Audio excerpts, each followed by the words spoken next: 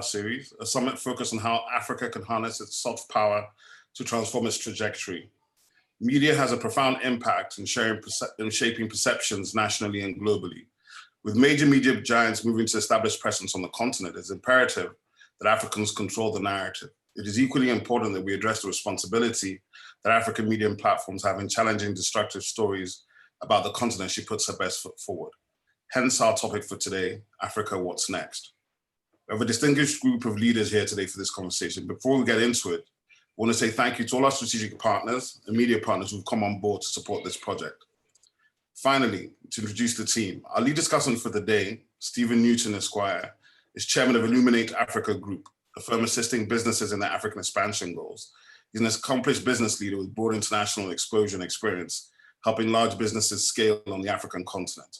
Stephen has spent the last 21 years developing deep business ties across Latin America, Europe, Middle East and Africa, and his previous roles include CEO of Binu, VP and MD of InMobi Africa, MD of Google South Africa, and CEO of MIH Internet, a division of NASPERS. Over to you, Stephen. Looking forward to the session. Thank you, Obi, and thank you, Makura. So as Obi's mentioned, today we're going to talk about Africa, what next? And specifically, this topic, we're looking at media and the responsibility of those outside to portraying Africa in a positive light or not, and the responsibility of those within. We have a very distinguished panel of guests who are esteemed and very capable of speaking on this. And when you think about the question, Africa, what next? It also begs to say that, well, some things have happened already, right? I mean, what next means that there are things that have already occurred. We've done a lot. We've had a lot of strides, but there's still a long way to go. The first person that I'd like to introduce on that note is a gentleman who has made some strides quite recently. The gentleman's name is Moky. One second. I assure you, I'm not a gentleman. Oh, Moky, you definitely are not a gentleman. My apologies. The gentleman is Misan Harriman. Misan is the founder of WhatWeSeee, a curated platform for enriching film, music, poetry, and art. He's a photographer, creative director, and cultural commentator. He is also the first Black male photographer to shoot British Vogue cover in its 104-year history. So big up to you for there, Misan. I know you joined the likes of Tyler Mitchell with that in the US, so congrats, kudos there. He has documented historic moments, most recently the Black Lives Matter movement in London, and photographed high-profile celebrities, including Stormzy, Tom Cruise, Adwoa Aboah, Giorgio Armani, and Kylie Minogue. His commissions include royal, private, and high-profile portraiture, as well as reportage documenting and covering behind the scenes at major awards, music festivals, and film sets. His striking images have been featured in Vanity Fair, Vogue UK, Harper's Bazaar, People Magazine, and The Telegraph. I think I wanted to add as well, first and foremost, a welcome, Misan, but I think I wanted to add, correct me if I'm wrong, not only were you the first Black male photographer to shoot British Vogue, but you also had a all-Black team, is that right? Yep, I had an all-Black team doing this shoot, yeah. Okay, let's put a pin in that. I'll come right back to you, but thank you and welcome. Thank you.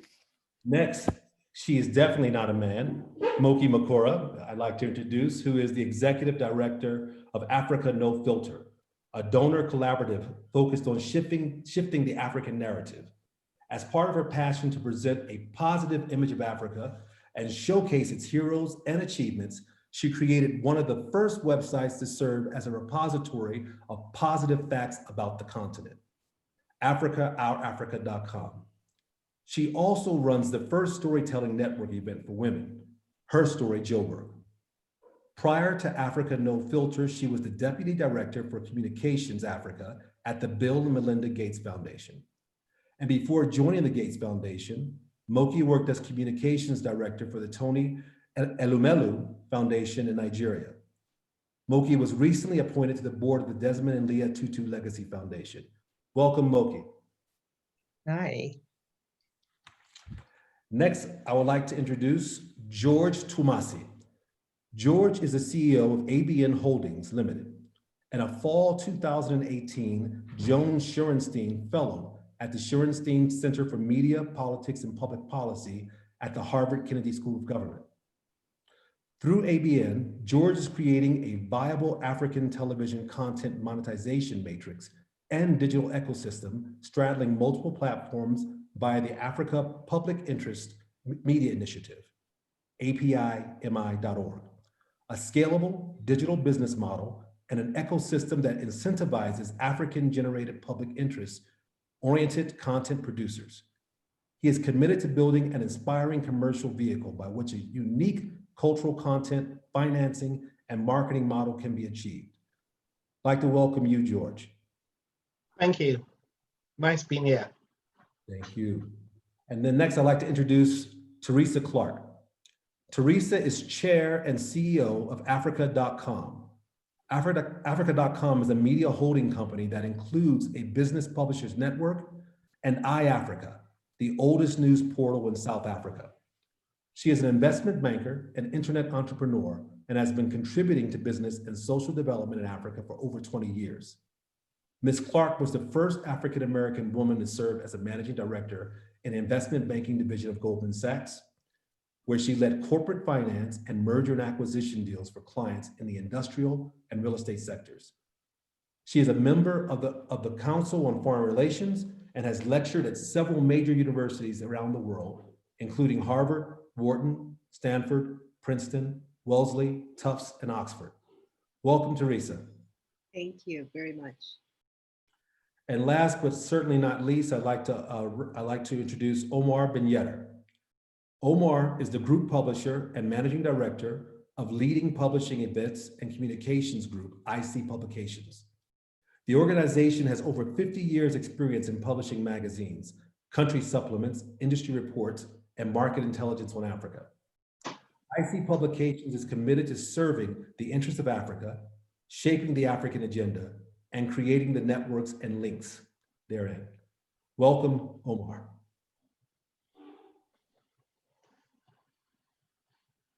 I think you're on mute, but it's okay. Thanks, Stephen. Great to be on board. Thank you for being here. So I'd like to first pose a question, and I'm going to bring something from your past, Moky, that I found very, very interesting. I'm going to say something, and it may sound a bit controversial, but I think it will ring a bell for you. I'd like to understand about the masturbating monkey. And when I say that, I'm going to put it in context with the question. We talk about responsibility. We're looking at what's next, owning our own narrative. What responsibility do African media platforms have to challenge the negative stories about the continent and reframe the continent in all of its scope? And again, I wanted you to think about this masturbating monkey idea that you've spoken about before. Okay, thank you for that interesting intro. So let me just go back a little bit, because that masturbating monkey story came from a talk that I did. It was a TEDx Houston talk that I did, which was about the fact that, you know, if you imagine a zoo and you walk into the zoo, and in the zoo there's amazing things, but at the beginning of, as you walk into the zoo, there's this monkey that is masturbating, and the whole world just looks at the monkey, and nobody ventures past that monkey because they're fascinated by how awful it is. And so nobody sees the rest of the stuff in the zoo. And to me, that was almost like an analogy for Africa, that there's a hell of a lot going on the continent, but there are kind of 5 things that people think about a lot when they think about the continent. It's the poverty, it's conflict, it is, I mean, I actually wrote them down, it's disease, it's poor governance, it's poor leadership. Those are the things that people seem to remember. That's the masturbating monkey. So that's where that's where that analogy came from. And, you know, to your question about whether or not, media must challenge the way Africa's portrayed, I feel that media's role is to tell facts. That's what their role is. But it's the way you tell a story. So I can tell a story about you in multiple ways, but you are still the subject of that story. And I think that it's not so much about challenging media to tell a proper story or challenging CNN to tell a different story, as long as they're reporting facts. That's what they should do. But where I think we need to be careful is that we need to be aware of what narrative our stories are feeding. So you can, like I said, you can tell multiple stories, but it's how you tell the story. And I think that's exactly what this panel is all about, that, we're talking about narrative, but I don't feel it's anybody's role to challenge. I feel what we need to be doing as Africans is telling more of the stories that we want to represent us. We don't do that enough. And the point is, we don't even listen to ourselves. We don't listen to our own stories. So we're listening to CNN's portrayal of us or everybody else's portrayal of us. So those are the issues for me. So I'll leave it there. Very good. Thank you. Thank you for explaining that. It's not very often you get to put those two words together. I'm gonna have to brush my teeth now. Yeah, I'd like to get your input on this, Teresa. I mean, going back to something that I heard you say, Moky, but Teresa, I'd like you to comment.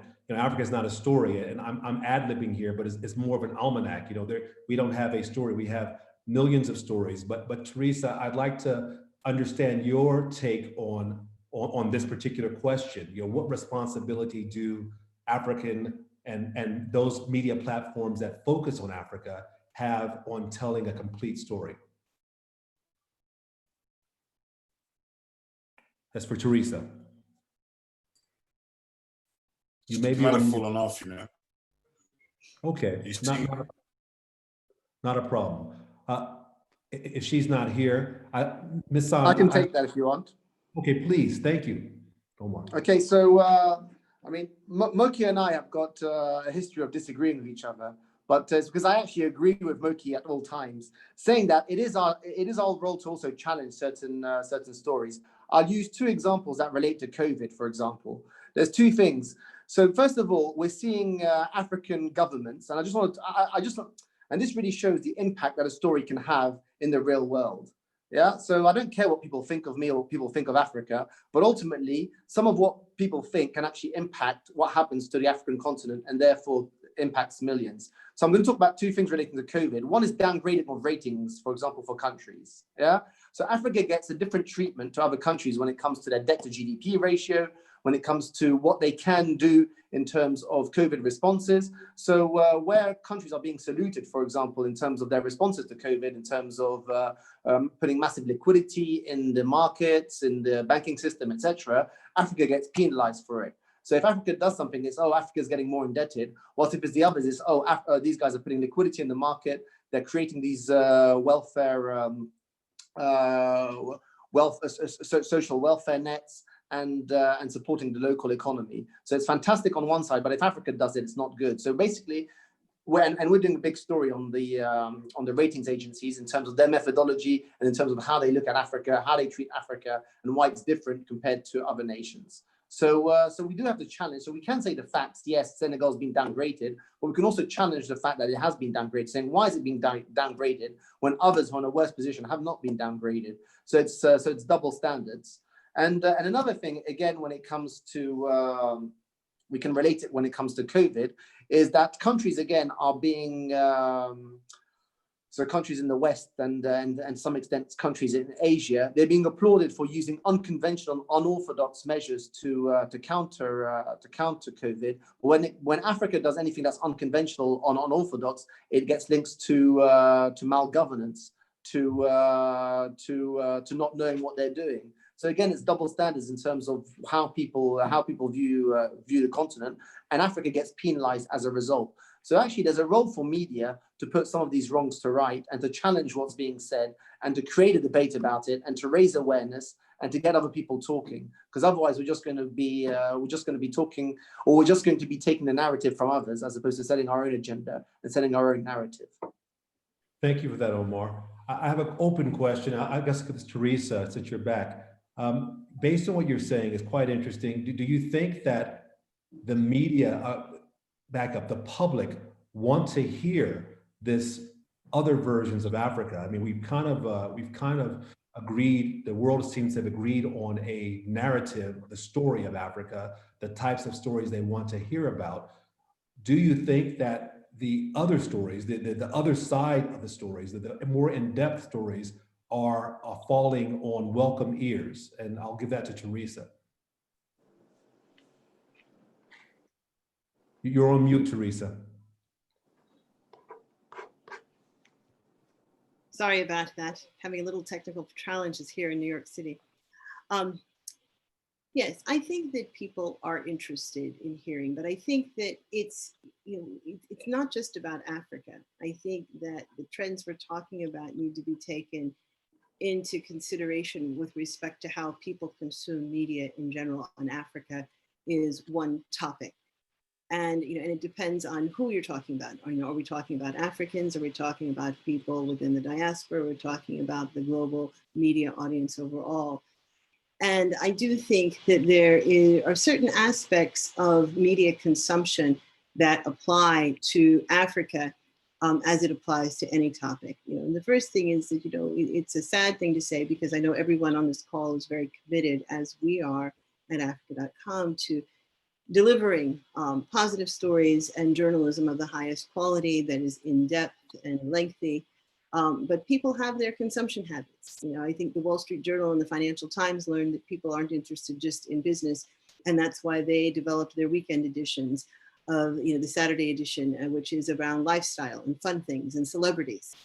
I think that people don't have a lot of patience, and we see that more in digital than we do in print, where people want to consume their content very quickly. And then there's just the nature of people being interested in certain types of stories, as the local news demonstrates.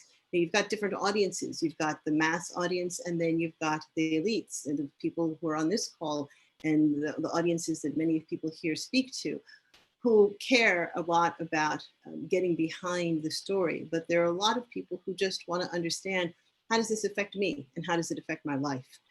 They're interested in knowing, what is the weather? What is the traffic on my commute coming home?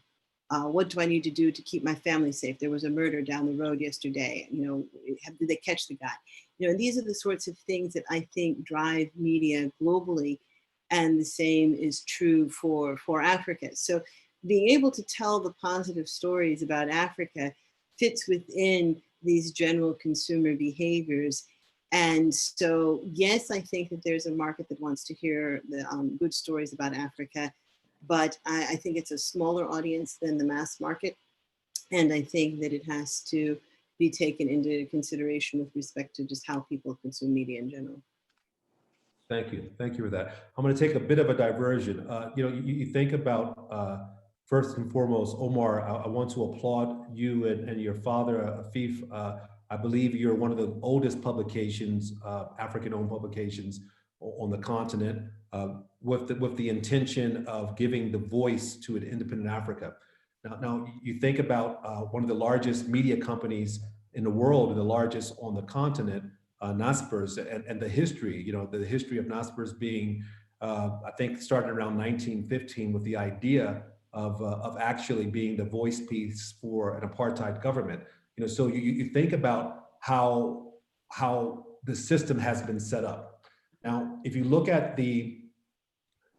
look at our color or our race as a thermometer, over the next 20 to 30 years, Africa is really heating up. It's going to be 25% of the population of the world will be from Africa. And if you add the diaspora, maybe a bit more. So Misan, I look at things, this question is to you. I look at like your progress of being the first Black male photographer to shoot for British Vogue.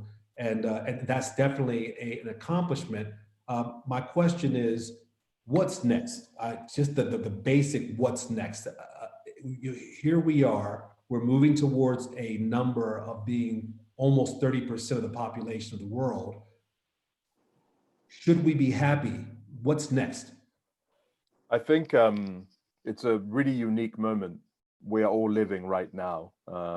It's the largest civil rights movement globally for people that look like us. And what that has made happen, it's almost a trickle-down effect.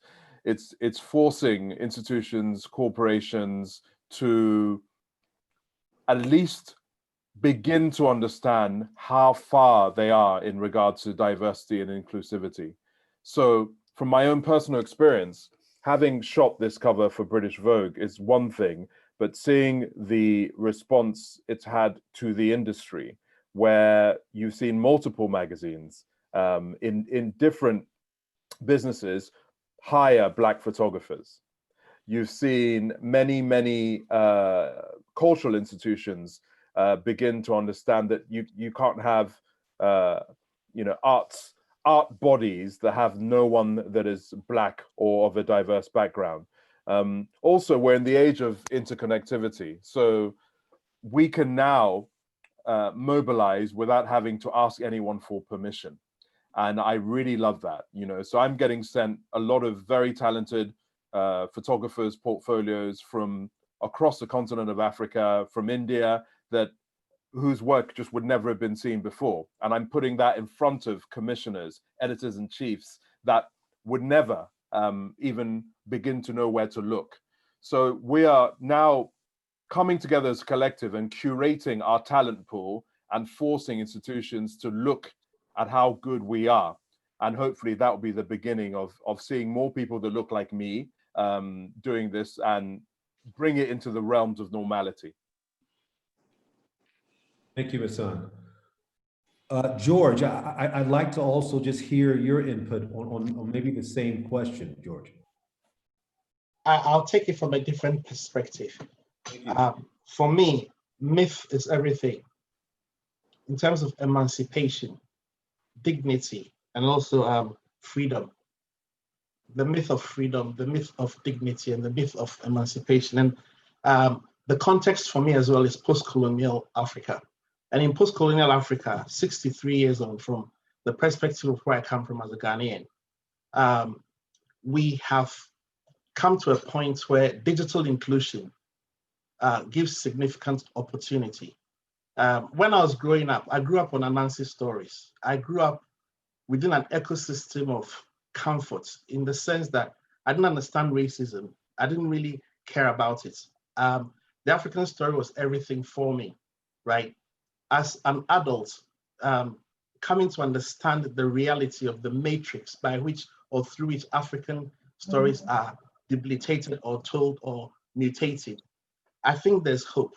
There's hope because in the first instance, the current forms of media that's consumed is consumed only by 15% of Africans in the diaspora as well. You mentioned the origins of the Naspers group in 1924 as part of the democratic movement of the Afrikaans, right?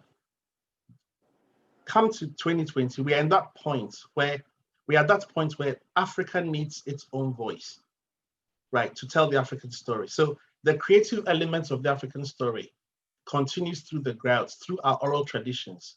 It endures. The African story is rich, but the format in which it's told and the monetization of the stories that we can basically tell is what we need to reconfigure. So we need to understand the context from one, Africa as Africans within the continent and across the diaspora, we do not know ourselves. That's the first. The second is that in terms of media, you need facts, a fact-based approach. So democracy has to evolve through the context of media governance. On the continent, there's great challenge to do with the fourth estate, as we all know, right? And then the other context is that the reality is that media as a business and the way it functions, it requires financial capital. African institutions do not invest in media, right? So to tell the African story, we need to reconfigure a new paradigm. There has to be a paradigm shift. I've been working in this industry, doing the same thing for the past 40 years of my life, right? And I do not subscribe to a Western story format because I'm not a Westerner, I'm an African.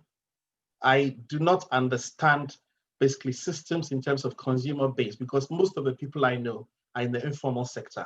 Most of the Africans I relate to, 85% of them, to be precise, either slightly literate, semi-literate, or not literate at all, if English is your language or if French is your language. So from that context, we need effective knowledge capital. And then most importantly, from a reform governance-minded point of view, the right political capital. When those two come together properly, we'll be able to generate the financial capital that's required because in the last, basically different kind of analysis on the market, leads to one thing. There's potentially a $300 billion per annum digital ecosystem that needs to be created. It starts from 2024. So what is required to tell the African story is to build the right foundation. Thank you, Thank you, George. There was a question. You talked about myth is everything. Could you quickly just give more detail what you mean by that, if you don't mind? Just quickly, you said myth is everything to you. Well, okay, American escapism and American exceptionalism, they are two things. It's a myth. What's playing out right now, in terms of November 3rd, there are two myths playing out. Yesterday, I'm sure you heard what was said on CNN in terms of the RNC in the kind of acceptance speech. There's a myth that is being perpetuated right now, whether it's a myth in terms of a particular civilization that's superior or not, whether it's a myth to do with a particular philosophy that's superior or not, right? Myth defines society. So the myth is that fundamentally, Africans are inferior. It's a myth. It is not true. Okay, right? Thank you. Thank you. So on that note, and myth, and it sounds as if you're also saying that these myths are being perpetuated by various platforms that are media platforms, correct? No, the myths are what we believe. Your myth is what you believe. Mm-hmm. It's not outside of myself. What you believe becomes your myth. It's not anybody else. Thank you for that. I'd like to kind of expand on that and just ask another question. When you think about the negative stories about the continent, and I'm going to include the diaspora there as well, primarily from Western media, is it due to lack of representation, or is it due to lack of the in-depth and nuanced reporting that's necessary from our own part? And I'll put that first to Teresa.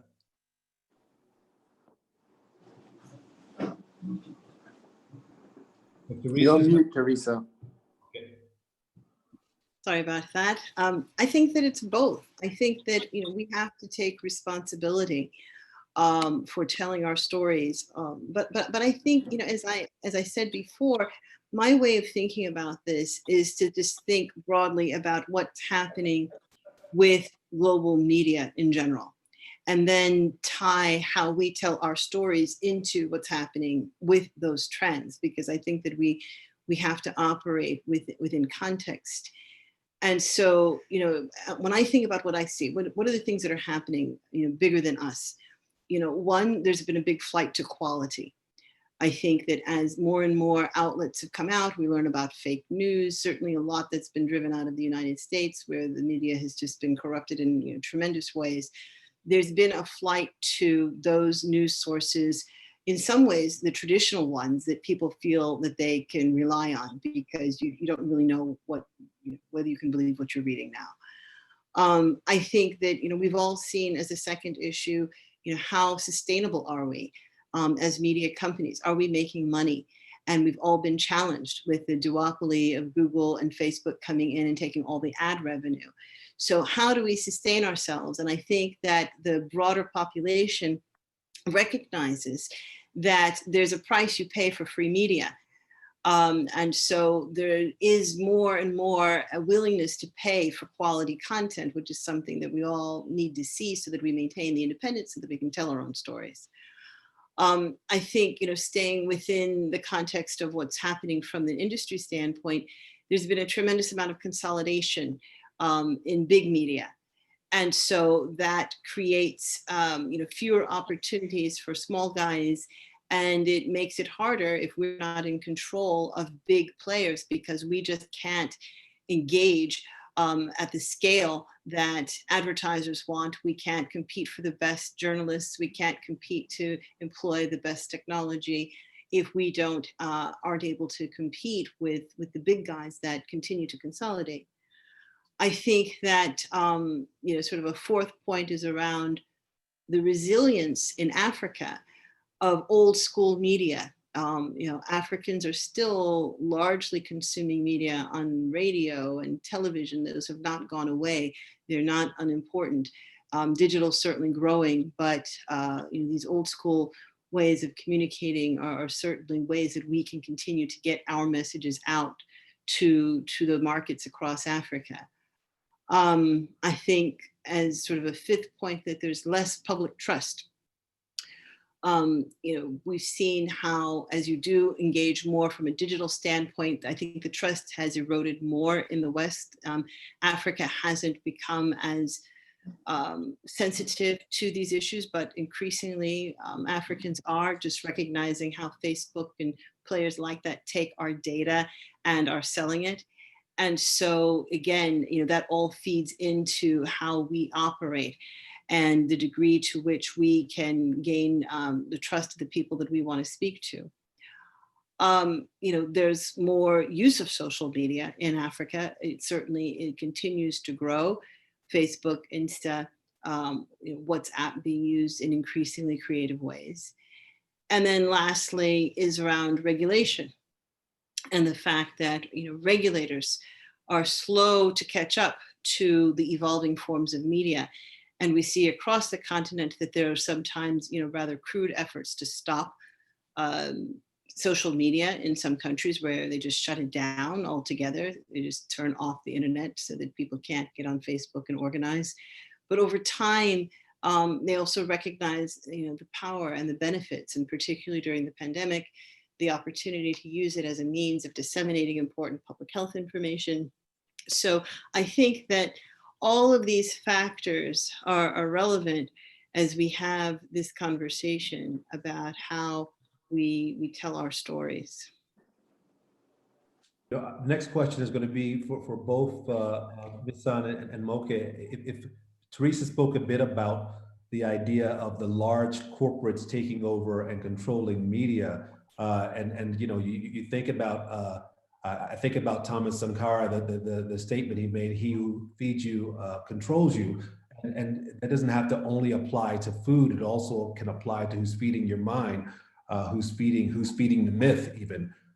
Moky, well, first, Moky, do you have any comments on where do you see the chink in the armor? If there are these large behemoths that are controlling media, is there a space for us?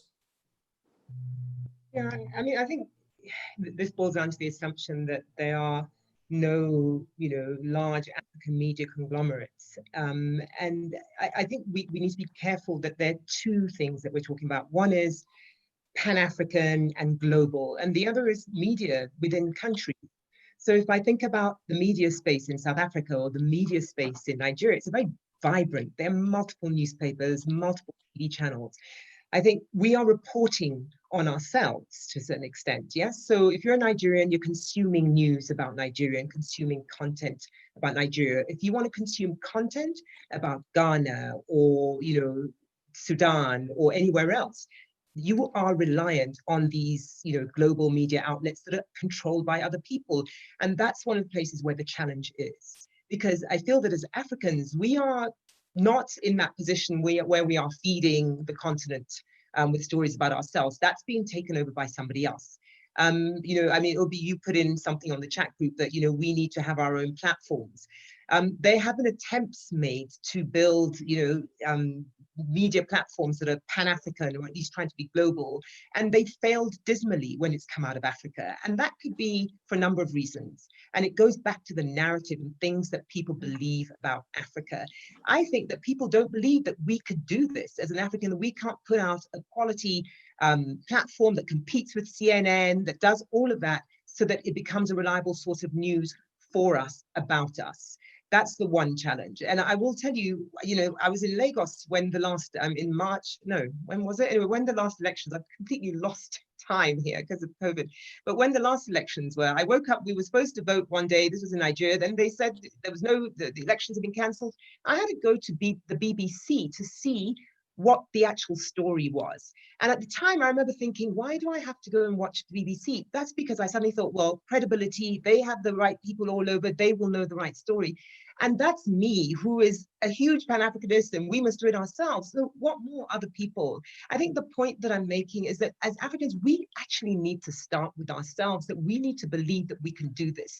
And this is where this thing about we are believing the narrative about ourselves. And that narrative, often, that global narrative about ourselves is controlled by other people. These are, you know, people that we're talking about who own big multimedia platforms, because it's about money.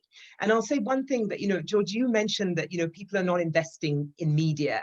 People are also not investing in arts and culture and things that allow us to tell our stories with just more nuance, with more depth.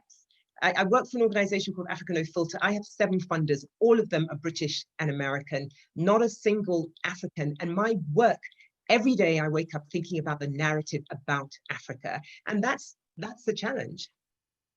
Thank you. I'm going to actually switch. I know that I said it'll be you, Mr. Next, but I would like to hear Omar's opinion on the same question. Omar, if you need it to be repeated, the idea is that, you know, again, looking at your organization that has over 50 years as an independent publication telling African stories, do you think there is space for the independents to tell our stories in the sea of all the big conglomerates? Okay, plenty of space, plenty of space. Otherwise, I wouldn't be here. But okay, I mean, a lot has been said, so I just want to capture a few of the points and sort of hopefully develop them a little bit. So George spoke about myths ultimately, previously. So, and I think what he meant about myths, and maybe correct me if I'm wrong, George, but for example, here we're having a big debate. I mean, I'm based in the UK, but I mean, I'm a global citizen, so to speak. But here in the UK right now, there's this whole thing about should we sing Rule Britannia?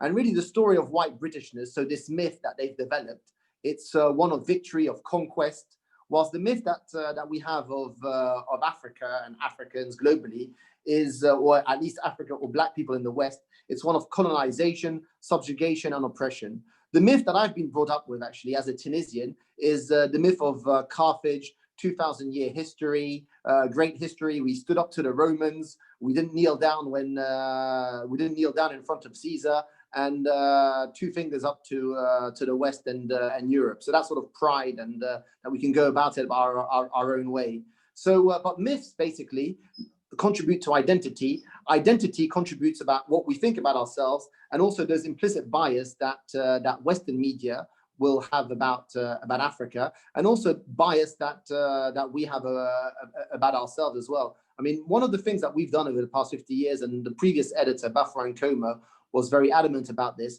is he was fed up of African being knocked on the head by negative media, and he wanted to restore that pride in Africa. And I think actually over the past 20 years, what we've seen is a restoration of pride. We've seen a restoration of in terms of our confidence, and we've seen it in the arts and culture that Moky spoke about. So, and that sort of renaissance does contribute to more positive stories about Africa, and for us to stand up for what we believe is right, and counter some of the myths that are being portrayed outside of Africa. But ultimately, when I talk about this implicit bias, I mean, it does ultimately impact language, and as we know, words have got impact and power. So yesterday, the president of the African Development Bank was re-elected for a new term. And the headline in the BBC was "Flamboyant Nigerian re-elected to the presidency of the African Development Bank after a tumultuous few months." So social media went a bit crazy when they saw the word flamboyant, because they thought it was derogatory, and just because the guy wears a bow tie, he's all of a sudden called flamboyant, when actually he looks more like a Nigerian professor, and or your Nigerian uncle that we all know and love. So language is actually very important in terms of how we talk about the continent. In terms of is there space for local media? Of course there is. I mean, you guys, I believe, recently invested in a Nigerian media house focusing on business information. So, for example, there's a dearth of business. Of good quality business content. So analytical, well structured, well researched, informative, data-driven, evidence-based, and these guys in Nigeria, I think it's Steers, are doing a fantastic job in creating this content and selling it. So yes, there is there are definitely gaps in the market. There's definitely demand for it, I mean, we see it, and we see it in not only in media, but also in the arts and the culture. And ultimately, it's about monetizing it. And yes, monetizing is bloody hard. As Teresa said, we don't have as deep pockets as the Facebooks and the Googles who are hoovering up a large percentage of advertising revenue. But there's still money to be made. The monetization question, I mean, I've never really answered it because I'm still here working rather than being on a beach in Ghana or South Africa right now. But yeah, it's a very important question. We need to see who's funding African content. Where's the funding coming from? Where's it going back to? So we did every year with Brand Africa, we do a survey of Africa's favorite brands. And generally it's about 80, I mean, when we first started 10 years ago, I think it was 76% of the brands on our survey were foreign brands. And now actually it's something like 84%, I think, this year. So most of the brands that Africans love are foreign owned, which means that we consume foreign products, and then ultimately at some point the profits are going to be repatriated. And ultimately what we need to do is we need to make sure that the money stays in the continent. And it's the same with media. So a lot of media of advertising spend is actually going to the CNNs, and actually I think they do a good job. And if we look at African content on CNN, BBC, and all the other channels, it's increased, it's improved. A lot more African stories are being told, but at the same time they're capturing a lot of that advertising revenue. So if we want to capture the money and keep it in Africa, we need to think about it differently. And as Moky said, we need to invest in strong African content.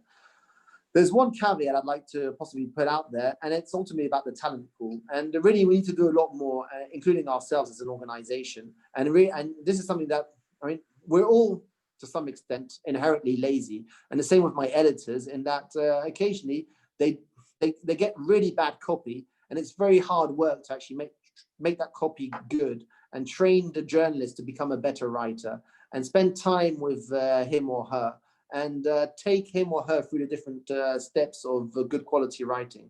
But I encourage them and I tell them, look, our job is also to improve the quality of journalism on the continent.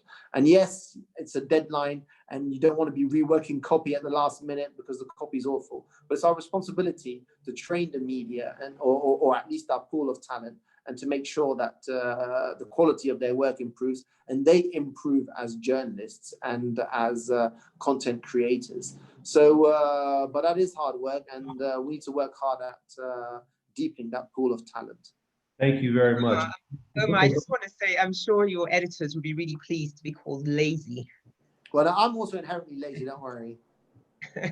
But when it comes, no, but I'm serious. When it comes to copy, occasionally you get some really. So the story's there. Actually, there's something to it, but this copy is so bad that it's a lot of work. So you need so the easy route will be, okay, look, let me take a white journalist and whose copy could be better, and it's not necessarily better, but someone who's who's doing some desktop writing in wherever they're based, or you have to go through a few more hoops with someone who's less experienced, but on the ground and wants to make a go of it.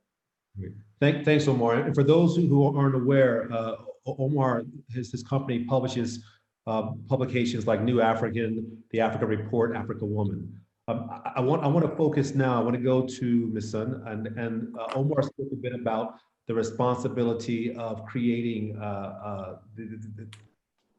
guess, the right stories, but also the images. You know, so more in your lane, Misan, when you look at things like, you know, African creatives, artists, and our diaspora are kind of reimagining the continent and celebrating our stories. You know, things from Black Panther, Lion King to Black is King. My question is, what do you think is next? I mean, we talked about this opening, so we're stepping into this space of trying to reimagine what the continent looks like. What can creatives do to take it to the next level, if anything at all? Before I answer that question, I want to touch on the previous question, because I feel I'm in a very unique position as a Black founder, a Nigerian founder that has built a media publishing business without going to any of the traditional routes. You know, so 5 years ago, I set up WhatWeSeee with zero money, with a Facebook account and an Instagram account and a WordPress website. And my belief, and I really do stand by this, because there are a lot of doom and gloom narratives about the behemoth Googles and Facebook and Instagram platforms.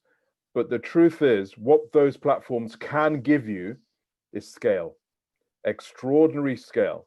And what I learned very early on is that sometimes you have to stoop to conquer.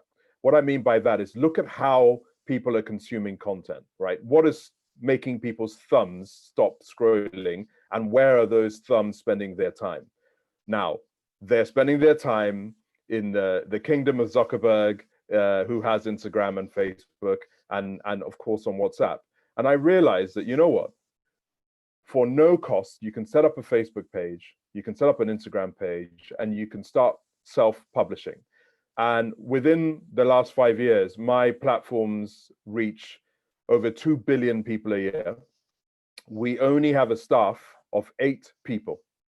And this is the other thing, I really want to get this message across to people that are thinking, how can I start a business, a publishing business? Publishing is completely changed. And it's about getting that land grab with the content that you publish and organically growing. So what I mean by that is that WhatWeSeee, was publishing content that the majority of people could tell that whoever's behind this business is definitely African and is telling stories that they don't see anywhere else. And it started growing and growing and growing. And our video views went up to over 1 billion video views in 1 year. And yes, Facebook, Google are grabbing advertising dollars. But if you build your brand on those platforms, it allows you to step outside those platforms and build businesses that you can control how they are monetized. Another example I'll give you is of Swiss Beats, what he did in lockdown, right? Everyone was enjoying watching Verses and we're all dancing and enjoying the music, but it was very shrewd of him. He used real estate, digital real estate he doesn't own. He doesn't own Instagram, right? And he got everyone involved. We're all at home. And as soon as the opportunity came about that he had built the brand, the Versus Instagram page was 0 when it started, right? And now he's just done an amazing deal with Apple. And the point I'm trying to say is that we can use these platforms. They are our gift and our curse. And we have to figure out how we can be nimble. Because if you're nimble, you can keep your cost base down and you can have a huge amount of reach. So I don't want, especially the young people listening, to think, everyone's saying Facebook is the enemy. No. Think about scale and how you can scale your business in the cheapest possible way to begin. And once you start getting that scale, you can then step outside that platform and do more.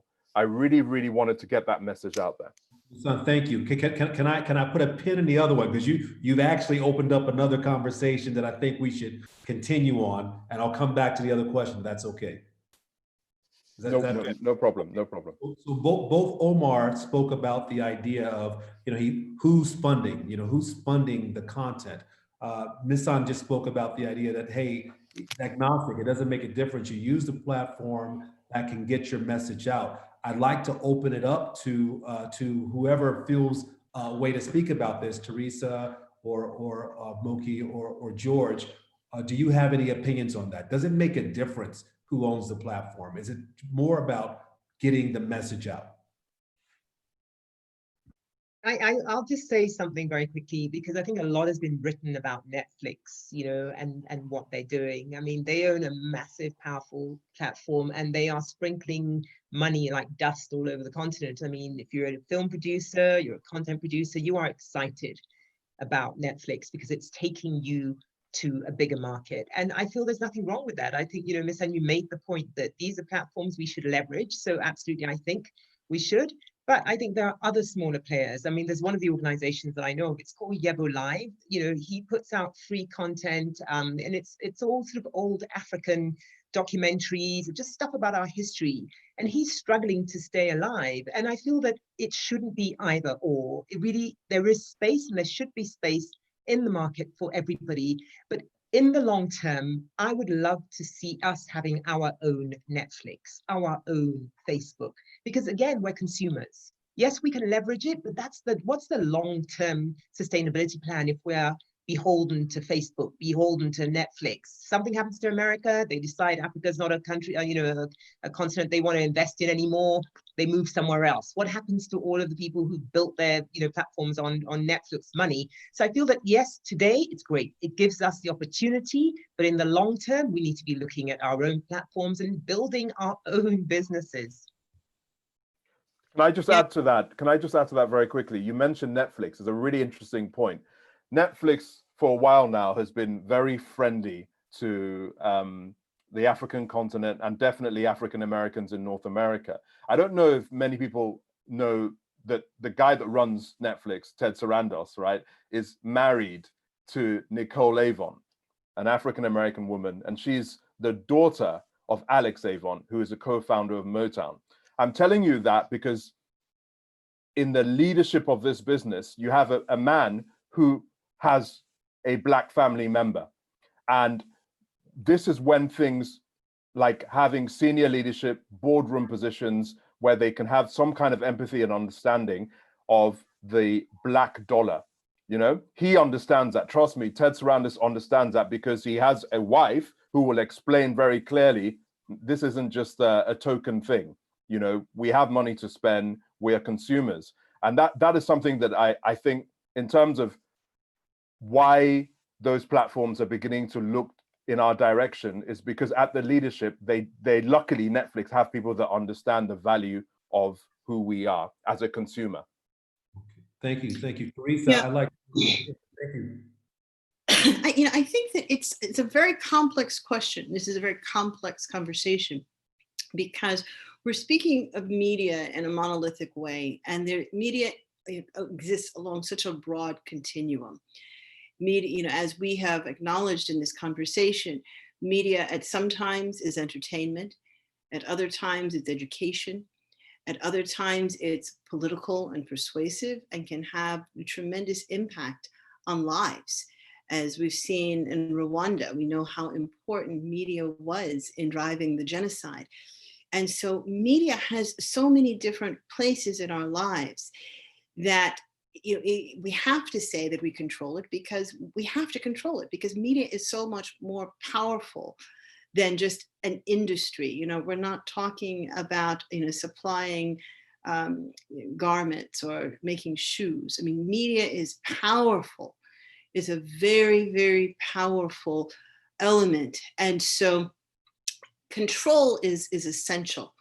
There's no way we can achieve the goals that we seek to achieve as a people without being able to also control media, because whoever controls it, controls that messaging and can literally play a role in whether some people live or die, whether people are educated or ignorant. And the degree to which we get to have fun, which is elsewhere on the spectrum. So I think that my short answer to the question is that while so I think to the point that was made, we certainly have more ability today to leverage existing platforms. There's certainly been a democratization of media. The advent of social media gives all of us an opportunity that we didn't have 20 years ago, when in order to be a major network, you had to have billions of hard dollars invested in the media infrastructure. So certainly there's an ability today to speak where if each of us has a voice that we didn't have in the past. But ultimately, I think the ultimate goal is to be able to control those platforms, to control whatever platforms there are, because it is such an important aspect of our society that we don't want to be out of control. Thank you, Teresa. George, I would love to hear your short answer. I feel like maybe I'm preaching to the choir based on what you do in the company you own, but I'd love to have your short answer on this question as well, George. Basically, we are in the early parts of the 21st century, right? And we need a vision for change. The thing is, we are talking about stories. When I started out as a much younger person, I just wanted to do animation, get a Disney contract, and then live happily ever after.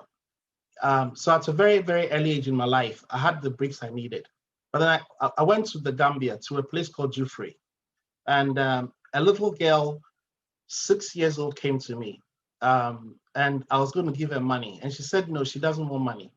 She said she wanted to learn, she wanted education, she wanted schooling, and she was crying. So I just came to a point of realization. First of all, we've got real estate in terms of media ownership in Africa, from the Ghana Broadcasting Corporation right through to the South African Broadcasting Corporation. And the reality, if you look at NBC and ABC and CBS in the US, they are all linked into a converged conglomerate, right? So it's not either or, right? The complexity comes in terms of the financing.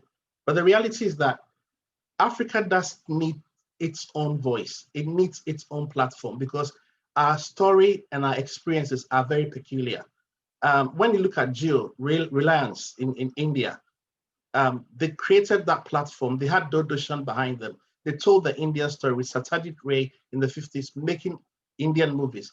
They created a proper industry. Today, you've got Indians driving Google and other companies in the US. You've got Facebook buying under 5% of Jio for a couple of $1 billion.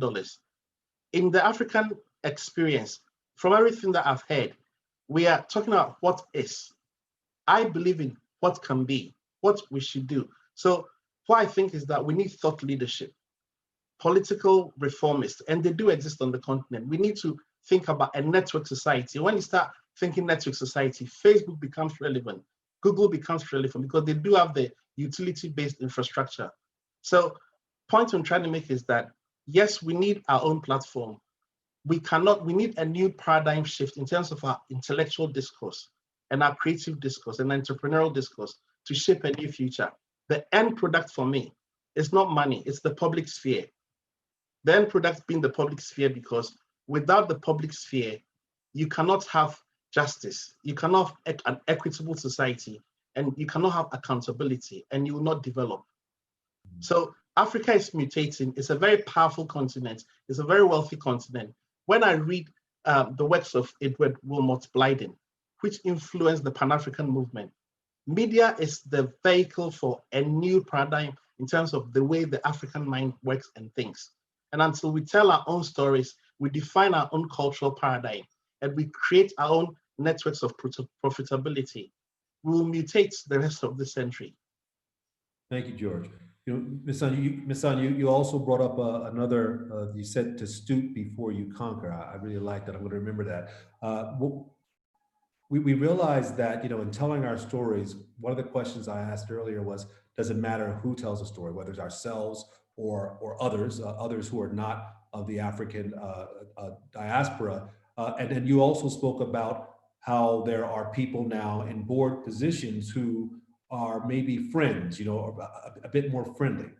Do you think that, and this is an open question, do you think that it really makes a difference? Do we need more Black representation, African representation at the journalist level, at the storyteller level? And is that enough? Do we need more representation at the board level? So again, we're going down a bit. We don't own the platform, but is it enough for us just to be representative on those platforms that do exist? And I'd like to first open it up to Moky. Yeah, I think, I mean, I've said that we don't own the platforms. I think in the long term we should. I think we should leverage them. And you know, without sort of segueing too much from your point, there is something that I do want to talk about, because Teresa talked about, you know, media is not just this monolithic thing that we're talking about. And, you know, over the work we've been doing, we realized that, you know, pop culture, you know, that's films, music, all the soft stuff that I think as Africans tend to underplay a lot, is probably the most powerful tool that we can use to actually influence the way people think about us. You know, in 2019 or 2018, when the film Black Panther was released, Wakanda, the fictitious country of Wakanda, was the 4th most mentioned country on social media, on Twitter. People were talking about a country that didn't exist. You know, if you think about all the stuff that's happened around Black is King and Beyonce's sort of, you know, that amazing visual album, it goes to the power of pop culture. And I think this is something that I feel as Africans, we need to begin to understand its power. Because when I think about how I know America, I realize it's not necessarily from articles, it's from watching American movies. I believe America is a world superpower. They've got the most amazing fleet of, you know, defense because I watch action movies. I watch this stuff. So, you know, we as Africans, we kind of, you know, it's not that we dismiss Nollywood, but, you know, Nollywood seems small, but these things are powerful tools.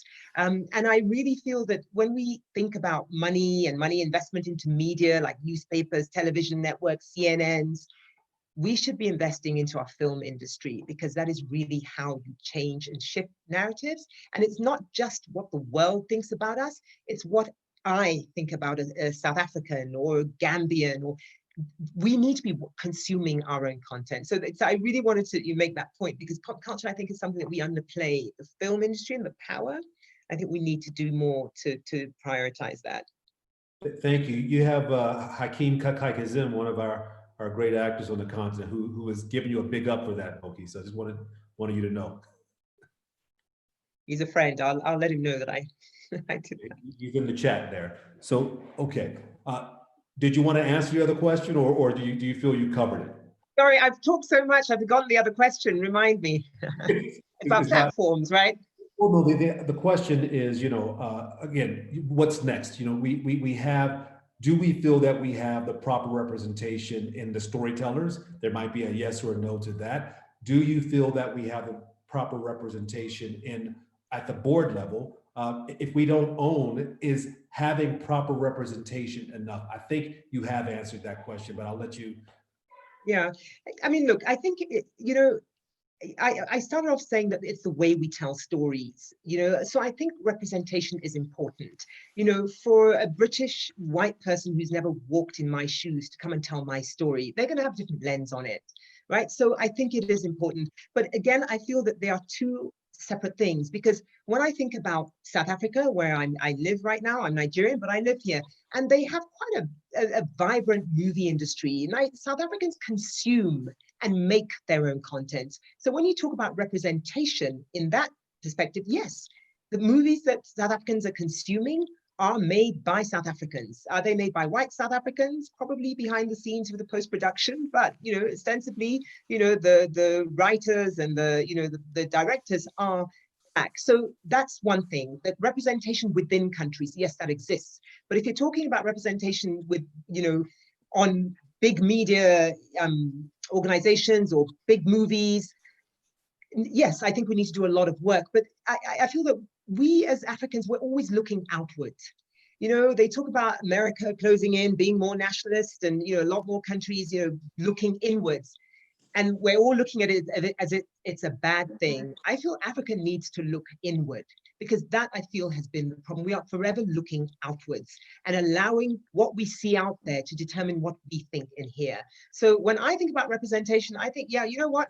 In Nigeria, in South Africa, in Gambia, if we are doing this stuff, if we have got our own industries, yes, we have representation. So I don't know if that answers the question, but that's how I see it. Answers the question. I'd like to take it to Omar. One of the things that Moky just said is that we need to look inward. Do you feel, I mean, again, with your publications, we have 1.5 billion people, doubling over the next 20 years. Is there a need for us to tell our story to others? Controversial question, but Omar, that's my question to you. Okay. A couple of things before I answer that question, regarding the position on boards, etc.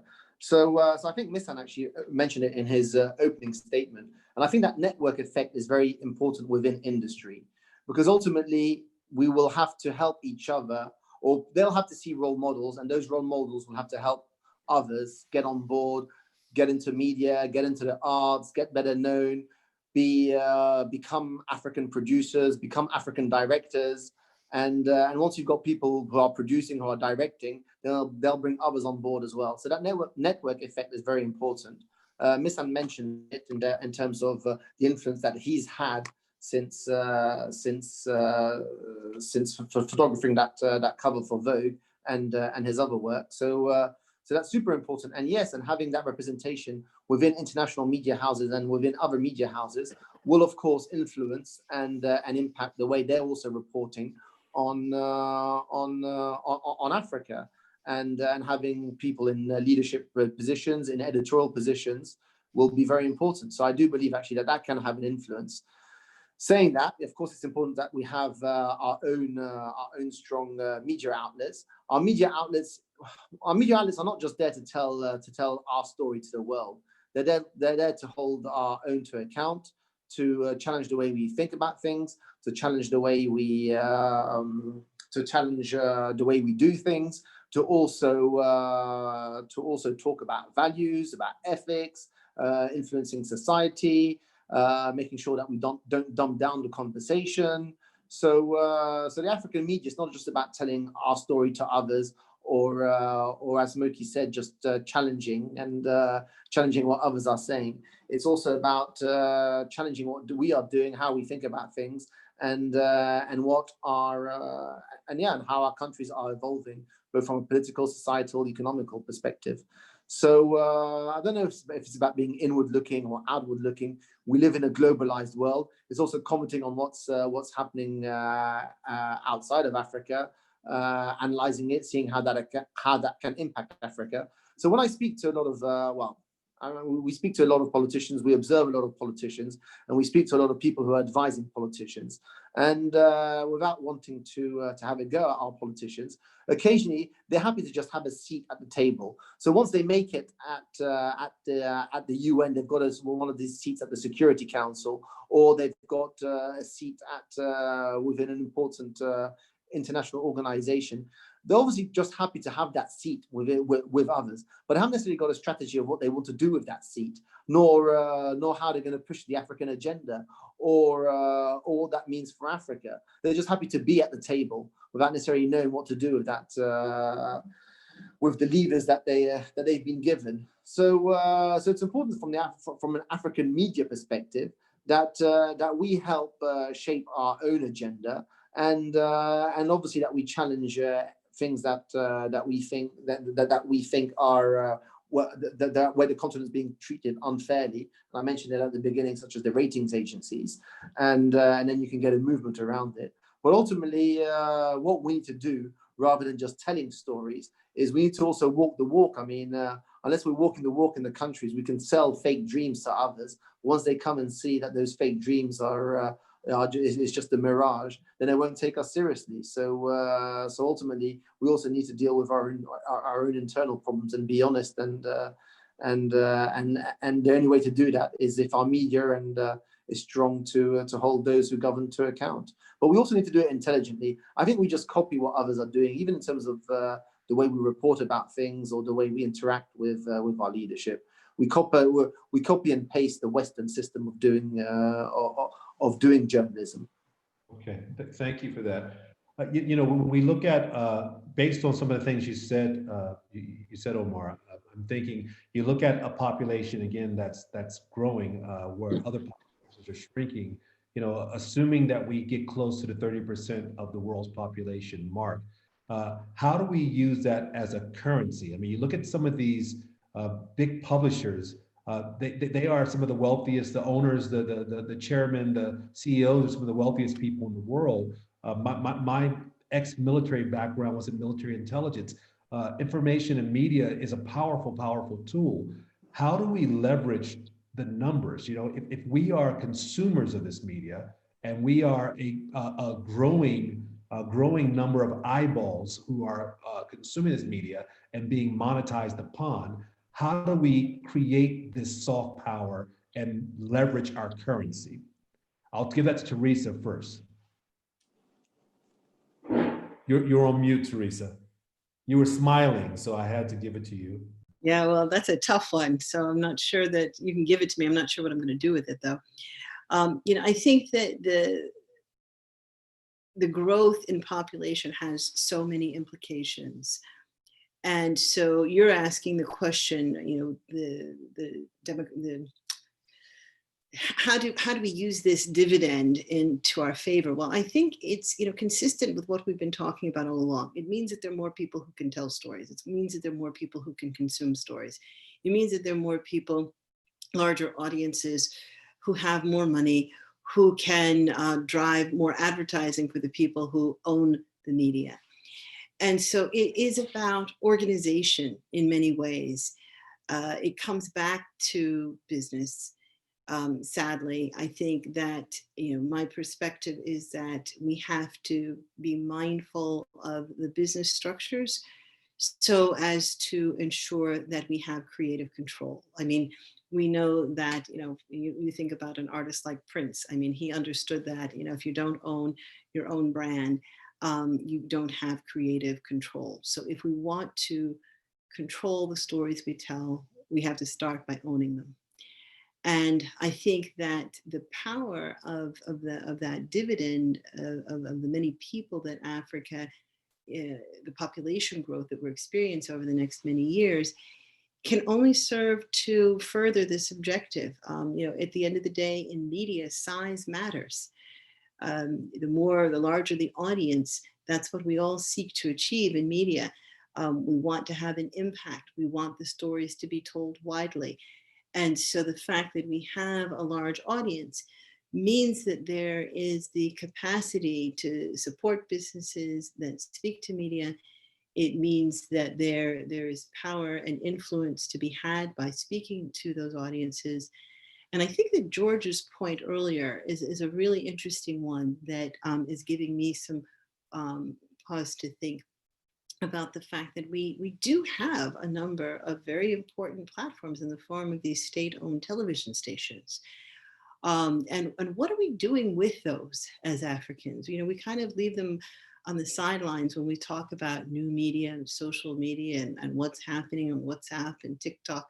But these old platforms are very powerful and reach into the homes of the average African across the continent. And so is there something that we should be doing together with the AU? Is there a way that we should be thinking more creatively about how to leverage those, at the end of the day, media is about reaching a large number of people. And so we have that capacity. That's happening. There are messages going into homes across the continent. And are we using those as intelligently and effectively as we possibly can? So I just want to give a shout out to George's point on that topic and make sure that we weave that back into the strategies that we're considering. Thank you. I just wanted to add on that because I think so I'm glad. there are 2 points I want to make. The first one is what Omar was talking about, having a seat at the table. Right now, most of the big media companies are not owned by Black people. But if I give my own experience with Condé Nast, which is owned by an American family, a white family called the Newhouses, they hired a Ghanaian man, Edward Enninful, to run British Vogue. And in 3 short years, he has been empowered to do things that have never been done before. And that's not just me taking pictures. It's when you go into that office and you see who he has hired at every level, it's extraordinary to see.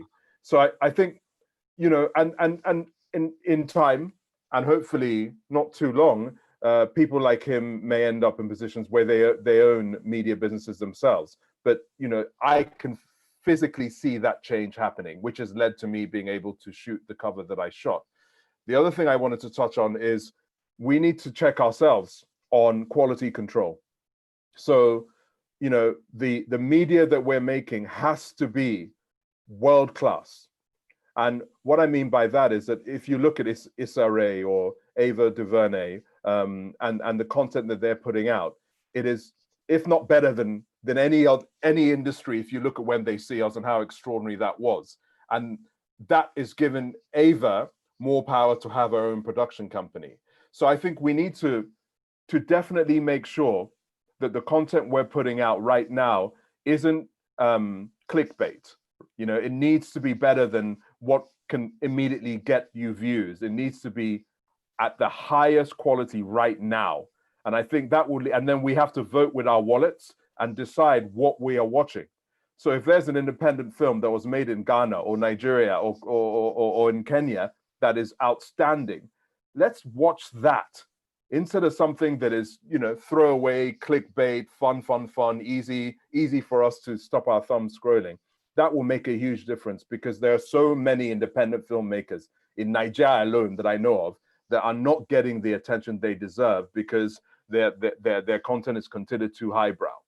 We have to support these filmmakers, these content makers, and the industry will grow at the right quality level.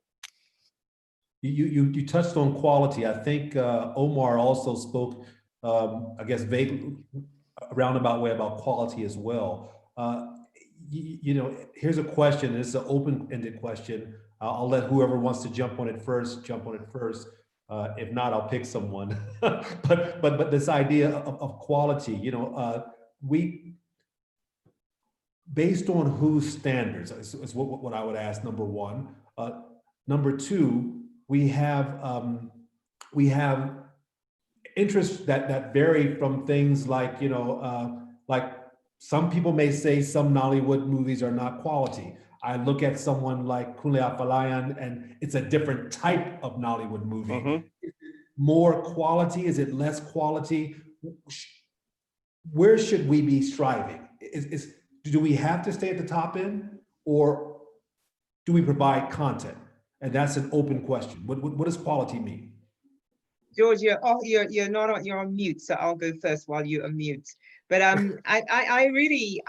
actually want to disagree. I hate that word, to disagree with you, Misan, because I really feel that, you know, content is consumed, right? But everybody at different standards. I don't think we should always be making world-class content, because we don't have world-class funds. When you look at the money that for one production Netflix throws on one Nigerian producer, we can make 4, 5, 6, 7, 8 movies from that same budget, and it's being consumed. So I think you need to look at your market, because we are not Hollywood.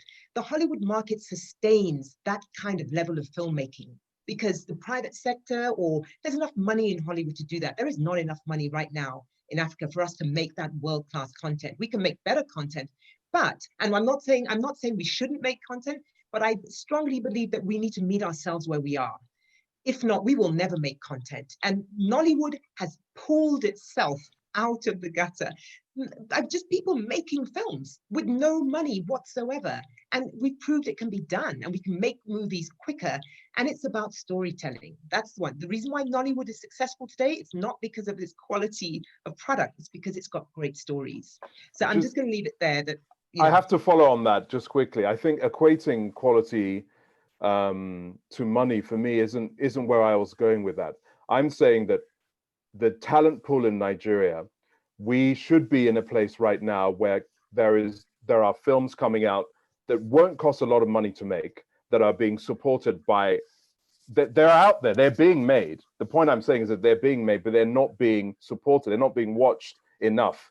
If you look at what's happening in parts of the Middle East or in South Korea, in their film industry, I mean, you saw what just happened with Parasite, with South Korean film. I know there's enough talent in Nigeria where films of that quality, that with no extra investment, can be made and come out. And that's why I think we should just think about supporting independent filmmakers. So many independent African filmmakers that I know are saying that a lot of their projects are not looked at because they feel that it doesn't fit into the system that is Nollywood.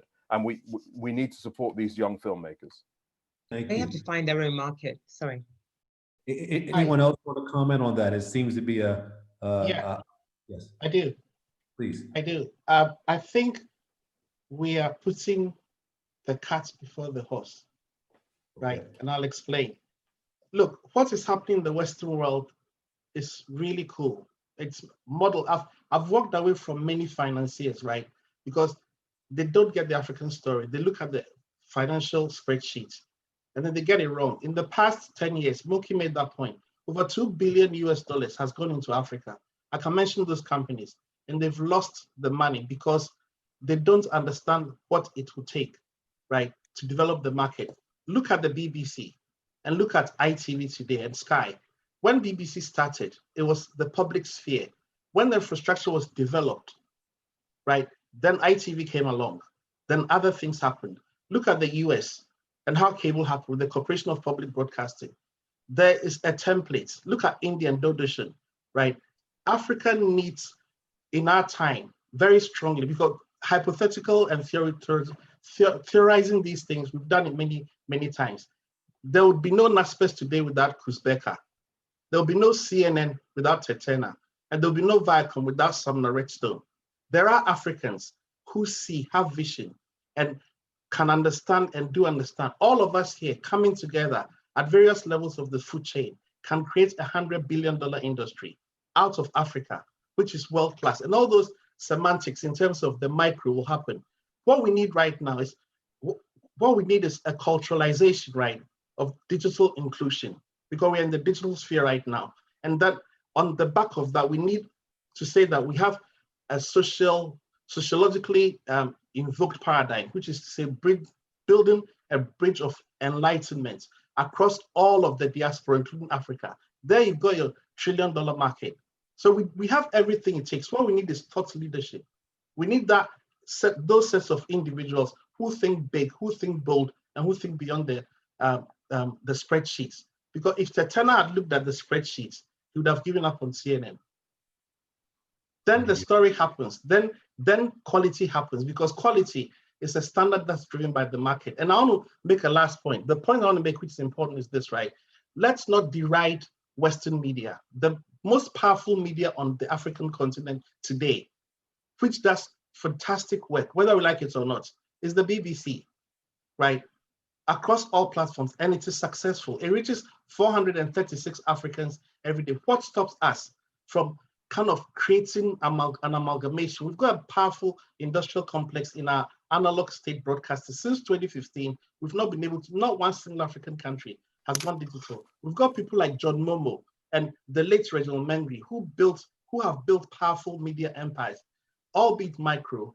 They've shown the way that it's possible. So we've got to think possibility. I've got to think, what do we do from here? Not another conference call. Well, thank you. Madasi, George. Okay. I think we're getting close to time. I have a question that I want to ask, and I want to give everyone an opportunity to answer this question. It's a bit controversial. We know that in many places where there has been historical disadvantages, there are legislations sometimes that are passed to try to right the wrongs of the past. You know, in South Africa, you have BEE or BBEE. In USA, you have the civil rights movement. Here's a question. Someone spoke a bit earlier about moving with our dollar, speaking with our finances. Looking at quality, looking at the breadth of content that is produced from the African continent and the African diaspora, do we feel that maybe we should move with our money and support our own regardless of content or quality? Is there some sense in doubling down on ourselves and giving ourselves a foot in the door to jumpstart ownership? And I'd like to open that up to everyone. Should as a people, so I'm not asking if government should do this, as a people who consume and buy content, should we redirect our funds to people who look like us? And I'm opening it up to anyone to ask in any order, answer in any order, sorry. Okay, so let me start. I mean, look, I think essentially that's what it boils down to. You know, if I was I remember there was some social media video going around about Black Lives Matter, and it was sort of saying that, look, you know what, the next stage of Black Lives Matter is to start using our dollars in Black-owned establishment, Black-owned businesses. That's how you get to the next level. And I think it's exactly that. You know, we can sit here, we can talk about, you know, soft power, but if we are not consuming our own content, and often I sit on panels where people say, oh, but we need our own CNN, we need our own this. And I said, actually, there's a lot of content out there already, but we are not consuming it. We don't go out of our way to find it because it's easier and we're consuming other people's stuff, which is better quality.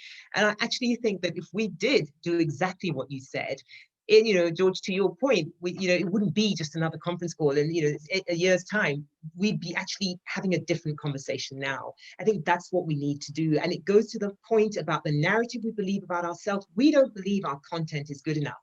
We don't believe that, that it's worthwhile us sitting there and investing in our own people to do all of this stuff, watching NTA when I'm watching BBC. There's a lot of stuff that we don't believe about ourselves, and that's the problem.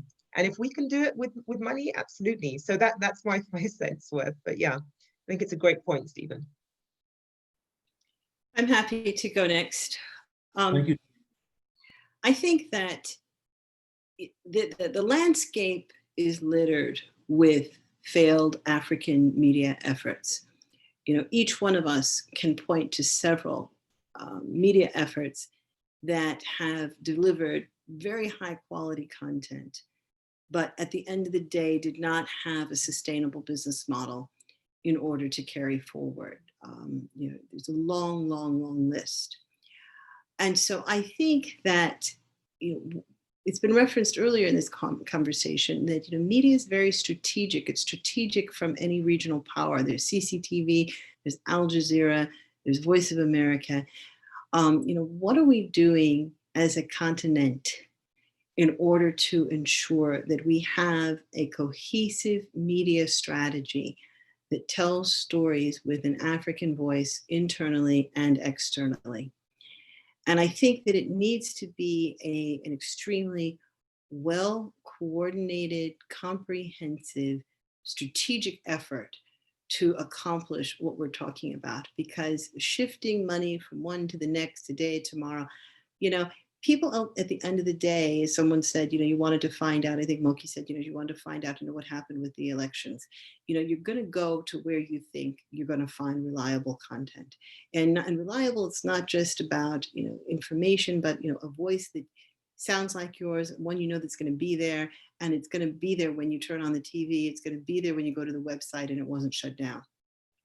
So I think that the ability to achieve the sorts of things that we're talking about here today requires coordination, strategy.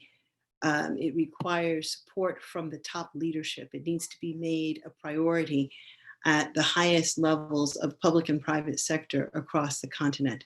And I think only when it has that heft behind it will we be able to achieve some of the goals that I think all of us want to see take place. Teresa, we need to talk. Okay. Good. So Omar and Misan, if you feel that you would like to comment on it, we're getting close to time. So your comments will have to be brief if you feel the need to. Omar, Misan? Yeah, sure. I think our wallets, I think of Magic Johnson and what he's done with looking specifically for Black businesses, investing in cinemas, investing in licensing, in a lot of food businesses. And that's, obviously the market's more mature in North America. But I certainly think that it's beginning to happen now, where a lot of Nigerians, from my experience, are beginning to curate their experience online. So they're deciding what they watch on Netflix. They're deciding who they follow on Instagram, and also who they subscribe to. And that's making a difference. We're finally realizing that, we can choose what we consume. It's only happened recently, because I think as a collective, we're realizing the power of us as a consumer digitally. Which is making a big difference. So I think it's already starting. I mean, Rome wasn't built in a day, and the internet, relatively speaking, and how it's being used for consuming video is still a new thing, and the ability to stream, data bandwidth, all of that's coming to the continent has been what, in the last 5 years, to realistically stream video. So people are realizing that they can actually curate that experience, which will make it easier to finance high quality content. Thank you. Omar, a brief statement if you have one. Thank you, Mitzi. Well, oops, sorry. Not much to add to what's been said. What I would say is, yeah, I mean, we like to work with African-owned businesses, and we like to support African-owned businesses, and we get a lot of support from African-based entities because they want to support African-owned businesses and that are contributing to telling the African story, and that have got Africa's interests at heart. So yeah, it's important. Of course, it is. The whole thing about investment, you know, whether we should refuse foreign dollars or not, I'm undecided actually. But yeah, we need to support each other, otherwise we're not going to get anywhere. And it's the same with, you know, we spoke about the editor of Vogue, and he's done a fantastic job. And what we'd like to see more of, actually, I was having this discussion with a friend of mine when we were doing the whole the brand survey, is promoting and getting the African voice there is fantastic, and now it's also about promoting African content as well, and these African designers, and yeah, so we can always do more, and we can always think differently. But ultimately, I think one thing I'll agree with, it's with Misan, maybe not in terms of world class, and I agree that you know, all types of content is legitimate. But ultimately, we'll have to be super creative. We'll have to be more agile, do things differently, and show that we can compete globally and be as good as anyone out there in the clickbait as well as the intellectual masturbation. Thank you, Omar. We got masturbation in twice, a few times. I'm really conscious. I want to try to end as close to on time as possible. So we're a bit over, but what I want to give right now is each speaker just last words that you might want to share with the viewers. I'm going to start with George. Very brief. Any last words you'd like to share, George? Last thoughts. Yeah. I'd like to thank Obi and Kiri for organizing this, and I think there's got to be a follow-up, definitely, because there's a lot of alignments. We've got to make it happen. Thank you, George. And thank you, Moky.